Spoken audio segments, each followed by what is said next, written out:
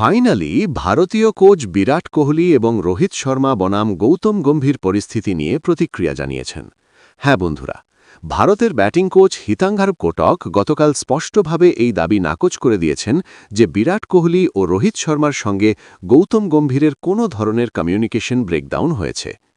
আপনারা যেমন জানেন, গত কয়েক মাস ধরে বিরাট কোহলি, রোহিত শর্মা এবং নতুন কোচিং সেটআপের মধ্যে সম্পর্ক নিয়ে অনেক আলোচনা চলছিল।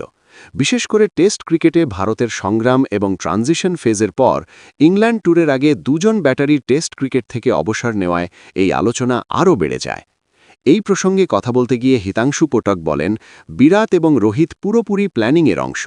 এখন তারা যখন শুধু একটি ফরম্যাট খেলছেন, যখনই তারা দলের সঙ্গে থাকেন, তাদের একমাত্র চেষ্টা থাকে ভারত যেন সব জায়গায় যেতে।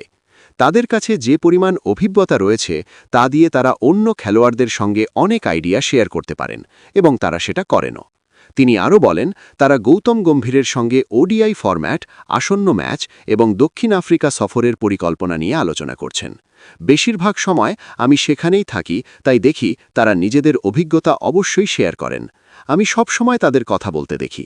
সোশ্যাল মিডিয়ায় স্বাভাবিকভাবেই অনেক কিছু দেখা যায়, যেগুলো আমি এড়িয়ে যাওয়ার চেষ্টা করি। কিন্তু আমি ব্যক্তিগতভাবে যা দেখি তাতে অনেক ইতিবাচক দিক রয়েছে। ভিডিওটি ভালো লাগলে লাইক করুন এবং ক্রিকেট জগতের এমন আরও অজানা তথ্য জানতে চ্যানেলটি সাবস্ক্রাইব করে বেল আইকনটি বাজিয়ে দিন। ফিরছি নতুন কোনো আপডেট নিয়ে। ধন্যবাদ।